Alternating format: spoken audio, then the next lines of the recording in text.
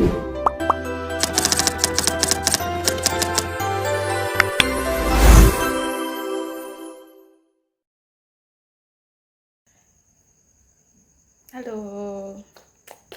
baik, perkenalkan nama saya Niko Marsevia Artini dengan NIM 2417051162. Nah, di sini saya akan menjelaskan mengenai flowcard pembelian.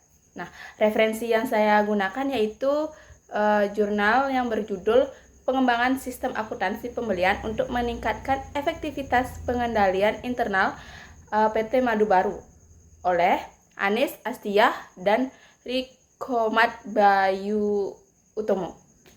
Nah, berikut flowcard pembelian dari perusahaan PT Madu Baru. Nah, dimulai dari tahapan permintaan atau peminta. Nah, proses dimulai ketika unit permintaan atau peminta mengidentifikasi kebutuhan barang atau jasa. Selanjutnya, peminta tersebut akan menyusun dokumen daftar permintaan pembelian atau disingkat DPP sebanyak 4 rangkap atau 4 IB sesuai kebutuhan yang diperlukan. Nah, DPP tersebut kemudian akan diajukan untuk mendapatkan otorisasi kebagian yang bersangkutan secara sederhana. Nah, setelah disetujui, dokumen rangkap 4 daftar permintaan pembelian akan disampaikan kepada gudang pusat untuk ditindaklanjutkan.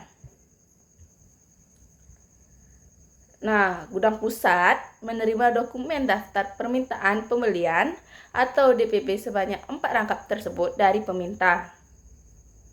Nah, pada tahap ini, gudang pusat memberikan nomor DPP dan mengisi data sisa persediaan barang yang tersedia di gudang secara sederhana.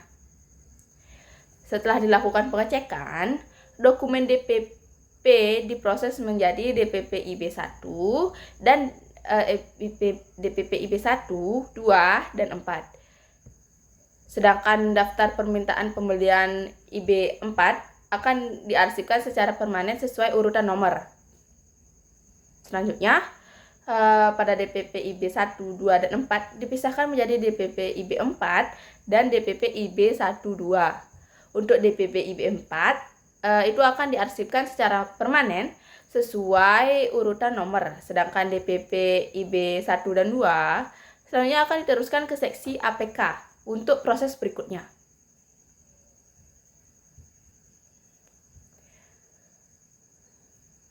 Nah, pada seksi APK menerima IPB DPP IB1 dan DPP IB2 dari gudang pusat. Nah, pada tahap ini seksi APK akan mengisi harga barang terakhir dan pemeriksaan ketersediaan anggaran atau rekening anggaran secara sederhana. Setelah harga dan anggaran dinyatakan sesuai, maka dokumen DPP IB1 dan 2 diteruskan kepada seksi pembelian untuk proses pengadaan. Nah, pada tahap pengadaan dan penawaran, seksi pembelian akan menerima DPP IB1 dan DPP IB2 dari seksi APK. Selanjutnya akan dilakukan verifikasi DPP dan permintaan penawaran harga atau disingkat PPH. Serta verifikasi RO atau request order. Nah, setelah verifikasi DPP dan PPH selesai, seksi pembelian akan membuat undangan penawaran kepada vendor atau supplier secara manual. Nah, dari proses ini akan menghasilkan dokumen penawaran sebanyak 3 rangkap dan DPP sebanyak 2 rangkap yang kemudian disampaikan kepada tim pembeli untuk dievaluasi. Nah, di sini ada kesalahan dalam flowcard. Di dokumen 3 rangkap penawaran itu sudah benar, tetapi di 2 rangkap dokumen DPP itu bukan salah tapi tidak ditulis DPP. Jadinya yang benar itu 3 rangkap dokumen penawaran dan 2 rangkap dokumen DPP. Nah, selanjutnya ke tim pembelian. Nah, karena tim pembelian ini menerima dokumen penawaran dari vendor beserta DPP yang dikirimkan oleh seksi pembelian, pada tahap ini tim pembelian akan melakukan evaluasi teknis dan analisis biaya terhadap penawaran yang masuk untuk memastikan kesesuaian spesifikasi, harga, dan ketentuan lainnya.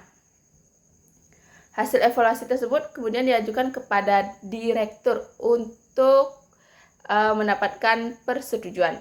Nah, apabila telah disetujui, dokumen penawaran dan DPP yang telah disahkan akan diteruskan kembali ke seksi pembelian sebagai dasar tindak lanjut proses pengadaian. Nah, di flowcard ini ada kesalahan lagi. Nah, pada gambar flowcard ini, alur pengembalian dokumen hasil evaluasi dari tim pembeli ke seksi pembeli tidak digambarkan secara jelas atau tidak ada tanda panah langsungnya. Nah, ini kan bisa menyebabkan bahwa menimbulkan kesan bahwa proses ini berhenti di tim pembelian. Padahal secara prosedur dokumen harus kembali ke seksi pembeli untuk membuat SP atau SPK. Setelah dokumen tersebut disetujui direktur, seksi pembelian akan menyusun surat pesanan SP. Lanjut, setelah dokumen tersebut disetujui oleh direktur, seksi pembelian menyusun surat pesanan SP atau surat perintah kerja sesuai dengan hasil evaluasi dan vendor yang terpilih. SP atau SPK ini akan menghasilkan 3 rangkap dokumen. 3 rangkap dokumen SP atau SPK. Nah, SP atau SPK ini berfungsi sebagai dokumen resmi yang menjadi dasar pelaksanaan pengadaan barang atau jasa. Hasil dari tahap ini adalah dokumen SP atau SPK yang siap digunakan. Nah, pada flowcard ini lagi-lagi ada kekeliruan. Nah, pada flowcard tidak ditunjukkan adanya tahap pengarsipan atau yang berisi tanda N seperti sebelumnya ini. Nah, untuk tidak ada tahap pengarsipan untuk dokumen SP atau SPK. Padahal secara administrasi seharusnya terdapat arsip dokumen sebagai bukti transaksi. Nah, lanjut, berdasarkan SP atau SPK yang telah diterbitkan, dilakukan proses realisasi pengadaan barang atau jasa. Vendor akan melaksanakan pengadaan sesuai dengan spesifikasi jumlah, harga, dan waktu yang telah disepakati dalam SP atau SPK. Seksi pembelian akan bertanggung jawab melakukan pemantauan agar pelaksanaan pengadaan berjalan sesuai ketentuan. Nah, setelah proses pengadaan barang atau jasa itu selesai dilaksanakan dan seluruh prosedur terpenuhi, maka proses pembelian dinyatakan selesai. Nah, itu penjelasan saya mengenai flowcard pembelian dari perusahaan. Nah, itu penjelasan saya mengenai flowcard sistem dan prosedur pembelian dari perusahaan PT Madu Baru. Saya ucapkan terima kasih atas perhatian teman-teman. Saya tutup dan saya ucapkan terima kasih.